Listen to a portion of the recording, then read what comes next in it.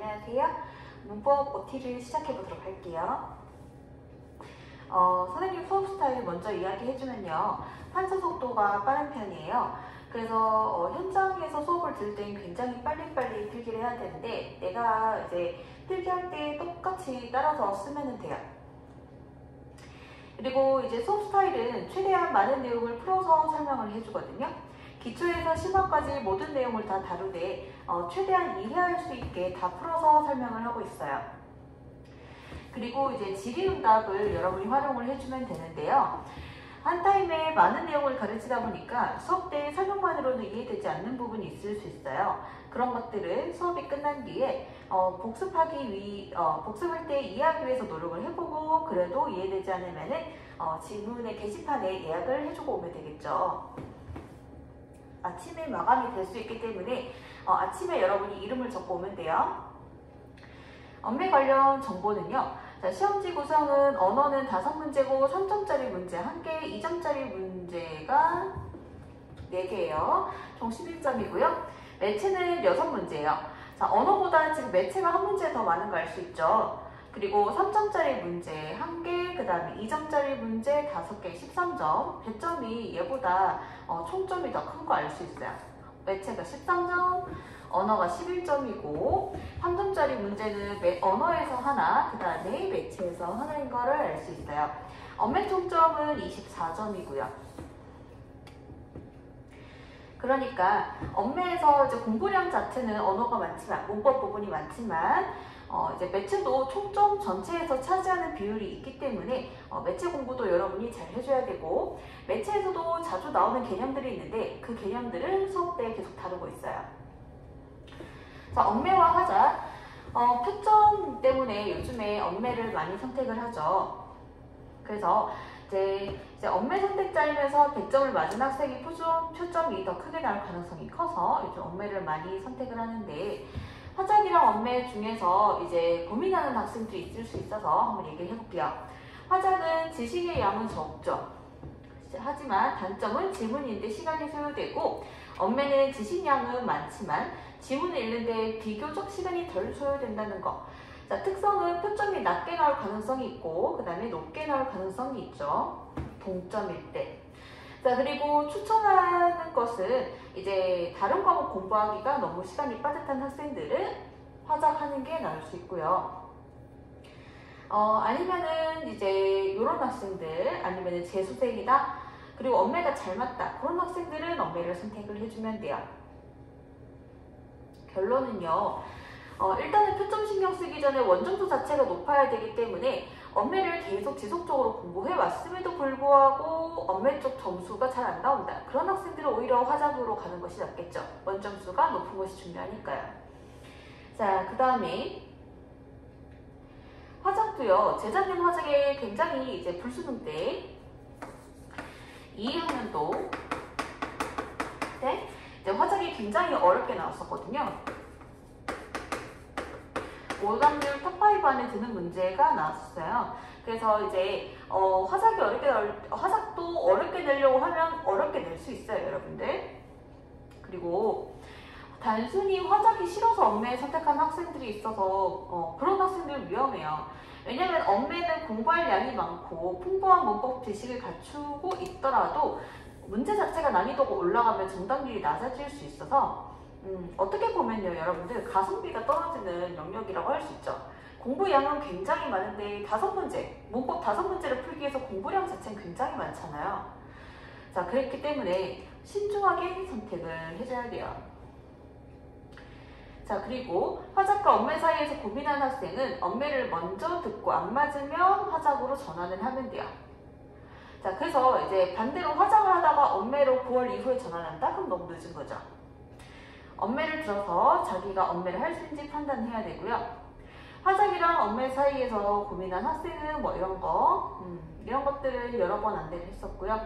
언매 유형별 풀이법을 보자면 언어와 매체 아까 이야기 한번 했었던 거고 등급대별로 푸는 시간 학생들이 가장 이제 관심 있고 자주 물어보는 건데요. 이제 등급대마다 보통은 이렇게 시간이 걸려요. 그런데 뭐 이제 학생마다 차이가 있을 수 있겠죠. 1등급인데 10분 이상으로 풀기도 하고, 어쨌든 권장하는 시간은 요렇게 되면은 굉장히 좋겠죠. 뒷부분 문제 풀 수 있는 시간이 확보되니까요. 화작보다 이제 언매를 선택하는 것이 표점도 있지만 읽어야 될 지문 양이 적기 때문에 읽어내야 할 정보량이 적어서, 즉 시간을 아끼려고 이제 언매를 선택하는 거면은 사실 이제 10분 정도는 나와주는 게 가장 좋긴 하죠. 자, 언매 푸는데 시간이 오래 걸리는 학생들이 있는데 올바르지 않은 학생들, 문법 지식은 많은데 언매를 시간을 푸는 연습을 안 하는 학생들이 있어요. 그런 학생들은 이제 문법 지식은 많은데도 불구하고 시간이 계속 오래 걸리는 그런 경향이 있어요. 자, 그래서 문법 공부도 하고 시간 내 푸는 연습도 같이 해주자, 이렇게 생각을 해주면 돼요. 자, 그리고 매체는 쉬워서 공부 안 해도 되지 않나요? 아니요. 매체가 점점 어려워지고 있죠. 자, 여러분 얼마 전에 2, 4학년도 6월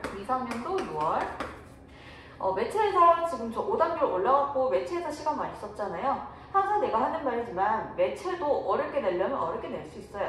그렇기 때문에 여러분들은 어려운 매체 문제, 즉 이제 문법이랑 매체가 같이 있는 문제 중에 세트로 11문제 중에서 매체도 어렵게 나오는 그런 문제로 여러분이 연습할 필요가 있다는 것이죠.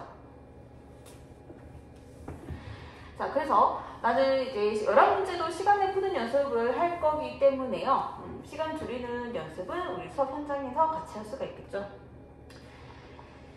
그 다음에 이야기했죠. 언매부터 빨리 치고 나가야 된다는 거.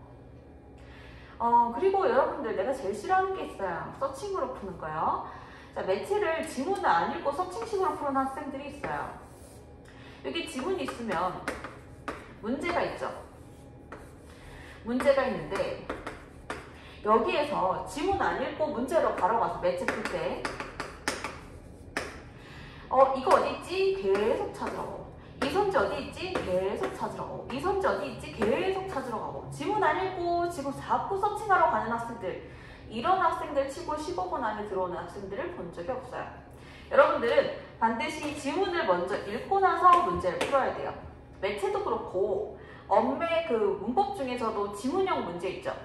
여기에 지문에서 문법 지식이 나오고 문법 문제 나오는 그런 지문형 문제도요, 반드시 지문을 먼저 읽어야 돼요. 언매를 이제 학교에서부터 내신 때부터 해왔는 학생 중에서 문법 자체를 굉장히 좋아하는 학생들이 있어요. 그런 학생들 중에서 지문 읽는 시간 아끼려고 지문 안 읽고 문제 풀다가 막혀서 지문 가고, 그러면 시간이 더 걸려요. 그러니까 반드시 지문을 읽고 풀어야 되고, 그리고 요즘엔요, 여러분들 굉장히 깊은 내용까지, 처음 보는 내용까지 지문에서 다 다루고 있거든요. 그렇기 때문에 안 읽고는 풀 수 없어요. 매체에 서칭하지 마세요.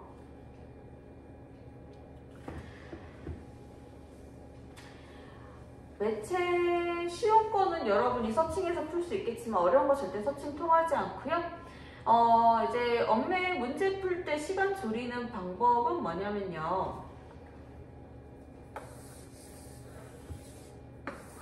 문법에서 5문제 나오죠. 예를 들어서 문법 5개, 매체 6문제가 나온다라고 한다면 여러분이 문법 맨 첫 번째 문제에다가 시랑 분 적어 놓으세요. 문법 5개 끝나고 나면 여기도 시랑 분을 적고, 그 다음에 매체 끝나고 나서도 시, 분을 적으세요. 사람이 정각의 문제를 푼다는 보장은 없잖아요. 그렇기 때문에 여기서 시작했을 때 3시 3분에 시작을 해서 예를 들어 3시 8분에 끝났고 3시 12분 이런 식으로 이제 시간을 체크할 수 있어요. 왜 매체에서 매체 전에 한번 끊고 매체 다 풀고 끊냐면요. 이제 11문제를 통으로 풀 때 여러분이 의외로 문법에서 많이 걸린다라고 생각하는데 매체에서 오래 걸릴 수도 있거든요. 그러니까 이게 통으로 처음 풀 시간이랑 끝 시간만 재면 어디에서 시간을 썼는지 알 수가 없어요. 그렇기 때문에 반드시 문법 풀고 한번 체크하고 매체 풀고 한번 체크해줘야 돼요. 그거 이야기고요.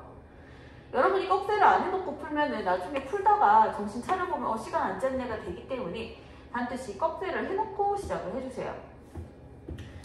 자, 그 다음에 이제 시간을 줄이는 훈련인데요.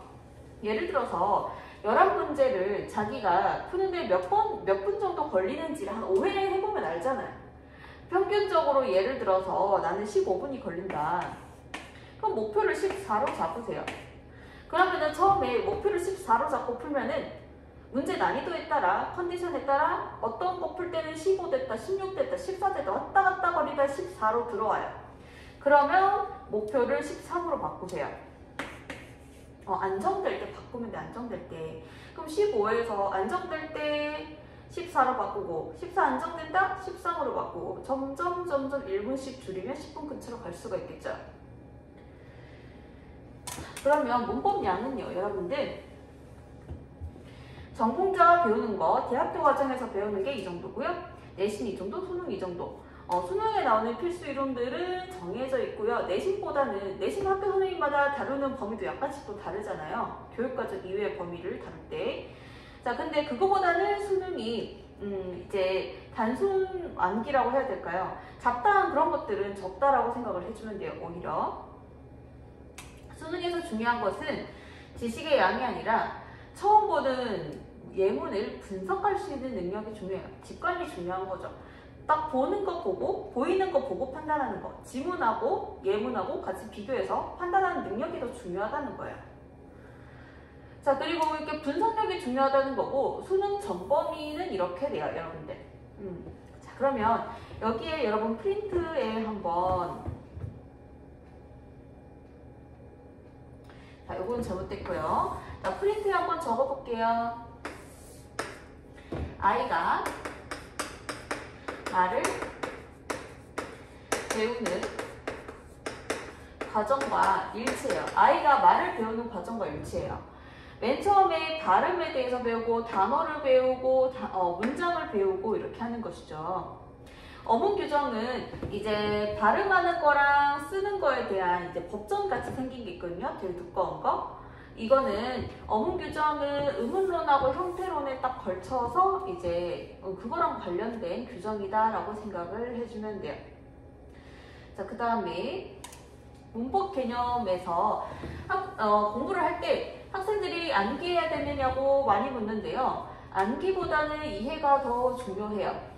암기는요, 암기 부담량이 있기 때문에 암기 양을 늘리면 어렵고요. 이해는 그래도 쉽잖아요. 공부에서 여러분이 이게 차지해야 되는 비율이 우리 문법 교재가 있으면요. 그 교재에서 암기는 굉장히 적게 할 거예요. 그 다음에 대부분 정의를 말할 수 있어야 돼요. 정의를 자신의 언어로 표현할 수 있어야 돼요. 해당 정의를. 근데 학생들이 하긴 어려우니까 책에 최대한 정의를 쉽게 적어놨어요. 그 다음에 이해해야 하는 거. 대부분은 이해하기. 예를 들어서 여러분 오른쪽에 적어볼까요? 어떤 것의 종류가 이런 게 있고 또 이거는 또 이렇게 가지가 뻗어나간다. 이렇게 돼 있잖아요. 이런 것들은 당연히 암기를 해야겠죠. 안 외우면은 내가 이 가지 칠 수가 없잖아요. 자, 이런 것들을 내가 A4 용지가 있으면 이 체계를 그릴 수 있어야 돼요. 격조사에 뭐가 있는지 이런 것들, 어미에 뭐가 있는지 이런 것들 따따따따 다 체계를 이렇게 가지를 칠 수 있어야 돼요. 그게 암기예요. 그 다음에 정의, 형태소의 정의 말해봐라 라고 했을 때 바로 말할 수 있어야 돼요. 최소의 유의적 단위라고 하든지 뜻을 가진 가장 작은 단위라고 하든지. 그래서 그 정의는 다양한 버전으로 쉽게 여러 가지 버전으로 책에 정리를 해놨거든요. 내가 뭔가를 물어보면 여러분 대답할 수 있어야 되는 거예요, 정의는. 그 다음에 특징이 있죠. 예를 들어서 이 특징은 책마다 양을 다르게 서술할 수 있거든요. 예를 들어서 주어 자리에 올 수 있는 여러 가지 형태들에 대해서 얘기할 때 명사, 체험 혼자 올 수 있겠죠. 체험 혼자 올 수 있고 체험에다가 보조사 붙어도 되고요. 체험에다가 적조사 붙어도 되거든요. 이런 것들 특징은 사람마다 여러 가지로 서술할 수 있기 때문에 그거는 여러분들이 해당 책을 보면서 그 특징들을 자기가 자유자재로 설명할 수 있으면 돼요. 자, 그 다음에 암기량을 최소화할 수 있도록 어떤 건 암기해야 되고 어떤 건 암기를 안 해도 되는지를 구분해서 수업을 할 건데, 여러분이 빈칸 테스트를 가지고 있을 거예요. 빈칸 테스트에 있는 정도만 여러분이 할 수 있으면 되거든요. 자, 그리고 요거 방금 했던 말들이죠.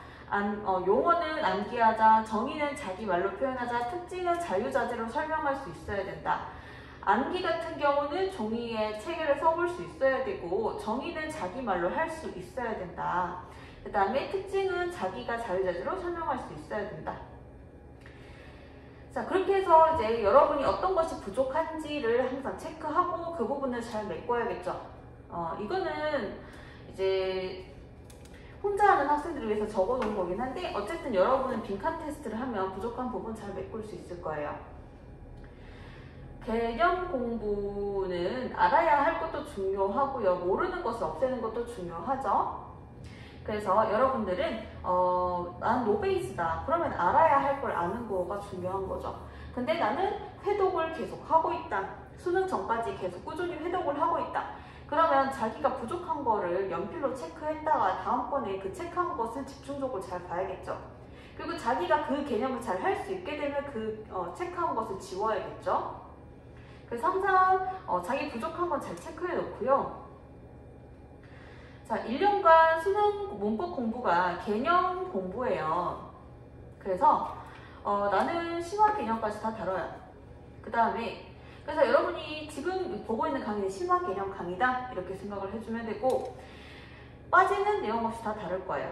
자, 2단계에는 자주 나오는 주제가 있거든요. 그 주제를 이제 수업을 현강을 할 거고요. 현강 때. 그 다음에 우리 시간에 푸는 연습도 할 거예요. 자, 여러분 잘 알듯이 지문형 문제 있죠? 굉장히 긴 글이 나오고 그와 관련된 문제 있는데, 긴 글 부분에 지문에 줄 치면서 읽어야겠죠. 명칭에다가는 항상 메모를 하고, 그것의 특징에다가는 여러분이 몇 줄을 그으면서 봐야 돼요. 굉장히 정보가 많이 나오기 때문에 정보 처리를 잘 해야 되고요. 그리고 여러분들 이렇게 또 적어주세요. 오른쪽 여백에 지금 필기할 공간이 있죠. 지문의 명칭 특징에 이런 식으로 줄치고 하면 되고요. 그리고 또 이야기해주고 싶은 점은 지문에 보면은 어떤 것에 어떤 개념에 대해서 이 사람들이 설명을 하죠.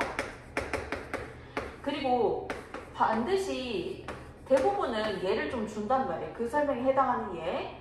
그럼 여러분들 이 설명을 예에 적용해야 돼요. 여러분이 방금 설명을 읽었으면 예를 뛰어넘지 말고 정말 그 예에서 그 설명이 적용이 되는지를 봐야 돼요. 그럼 이게 1차 트레이닝이 돼요. 그리고 난 다음에 여러분이 문제를 풀잖아요. 그럼 1차 트레이닝 했는 학생들이 문제를 풀면 더 잘 풀겠죠.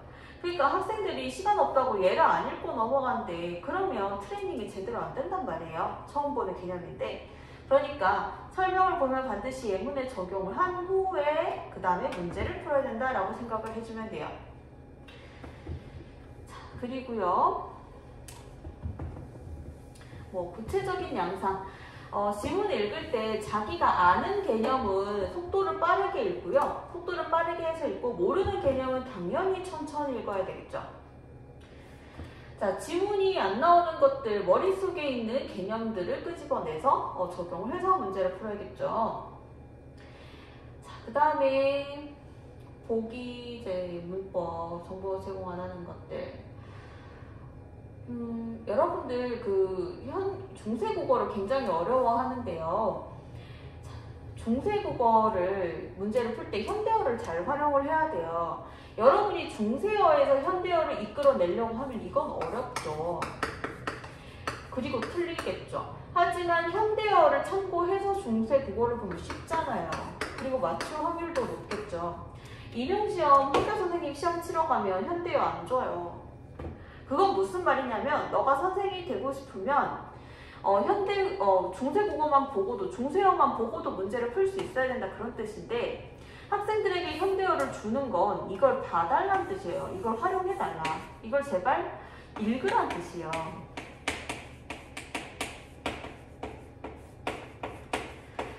때문에 여러분들이 현대어를 잘 활용을 해서 그 해당 예문을 읽어 나가야 돼요. 중세 예문을. 자, 그래서 양상 아까 방금 했던 거죠. 현대어 해석을 먼저 보면서 중세 국어에 대입을 해보면 되겠죠. 그쵸? 여기 뭐 나와 있겠죠. 중세 국어. 자, 됐고요. 매체가 두 지문이 나오죠, 여러분들. 첫 번째 지문 4문제인데 2점, 2점, 2점, 3점. 두 번째 지문 2문제 2점, 2점. 그래서 저는 첫 번째 지문에서 좀 정답률이 안 나오는 편이에요 라는 학생들은 두 번째 지문 먼저 읽고 첫 번째 지문 풀어도 상관없어요. 머리가 덜 풀려서 그럴 수 있거든요. 두 번째 지문 먼저 클리어 하셔도 되고, 내용 일치. 자, 지문에 나온 내용을 물어보든 매체 특징, 해당 매체 특징을 물어보든 그렇게 나오죠. 그리고 항상 문법과 매체 콜라보 문제가 하나는 나와요. 여기 보면은 여기 부분, 여기 부분, 요거는 문법에 대한 거고, 뒷부분에는 전부 다 줄친거, 내가 줄친거 이 뒷부분에는 전부 다 매체 관련이잖아요. 그쵸? 언어랑 매체랑 콜라보된 문제 반드시 하나 나온다라는 거. 자, 여러분 여기까지가 OT 내용이고요. 여러분들 인터넷으로 학습을 하는 만큼 집중을 잘 해서 들어주면 좋겠어요. 자, 그리고 이제 필기는 내가 하고 이제 바로 지울 때가 있을 수 있을 거예요. 현장에 학생이 없다 보니까 지금. 자, 그때 여러분 멈춰서 하면 되고, 잠깐 빈칸 테스트 하는 거, 빈칸 테스트 안내를 할게요. 내가 책을 만들 때 맨 처음에 타이핑 했는 거가 있겠고, 그 다음에 그걸 토대로 해서 빈칸 테스트 제작을 했겠죠. 그럼 여러분들이 빈칸 테스트 할 때 스트레스를 받지 않아야 되는 게 뭐냐면, 이게 본교재죠. 우리 본교재 빈칸 테스트 교재가 있잖아요. 그러면 여기에 뭐 이렇게 서술되어 있는데, 여기에 X가 들어가고 Y라는 말이 들어가는데, 여기에 빈칸돼 있잖아요. 그럼 여러분이 맨 처음에 1차적으로 공부를 할 때는 본교재랑 그 다음에 빈칸 테스트 교재를 같이 펴놓으세요. 이런 식으로 펴놓고 빈칸 테스트로 나온 부분, 빈칸으로 나온 부분에 형광펜이나 연필 같은 걸로 형광펜으로 체크를 하면 돼요. 예를 들어서 여기 좀 있다가 X가 들어갈 자리네. 그러면 여기다가 왼쪽에다가 빈칸 테스트를 펴고, 오른쪽에다 본교재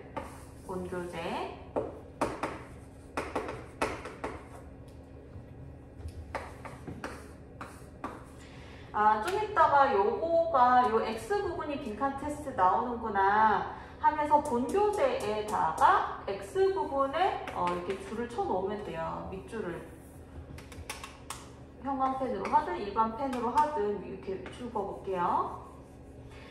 그 다음 좀 이따가 Y도 나오는구나 밑줄 치면 돼요. 형광펜으로 체크하든 밑줄을 그으세요. 자, 두 번째 2단계는 뭐냐면은 밑줄 친 것을, 형광펜 친 것, 밑줄 친 것을 공부를 하면 돼요. 잠시 뒤에 이런 부분이 나오니까 이런 부분에 집중해서 공부해야지 공부하세요. 그리고 나서 시험을 치는 거예요. 빈칸 테스트 시험 칠 때는 본교재 덮고 쳐야겠죠. 그쵸? 본교재 보고 치면 의미가 없으니까 본교재는 덮고, 본교재 덮고. 자, 빈칸 테스트를 해주면 돼요. 자, 그렇게 하는데 이게 한꺼번에 한 단원을 한꺼번에 다 하려고 하면 힘들잖아요. 그러니까 좀 한 단원은 좀 나눠서 빈칸 테스트 진행을 해줘야 돼요. 이게 주관식이다 보니까 여러분이 많이 이제 혹시나 부담을 가질까 해서 이렇게 진행을 하면은 시간도 빨리 이제 할 수 있고 별로 안 틀리거든요. 이렇게 하면은. 그래서 한 단어 한꺼번에 치려고 하지 말고 좀 나눠서 공부하고 치고 그런 식으로 진행해주세요.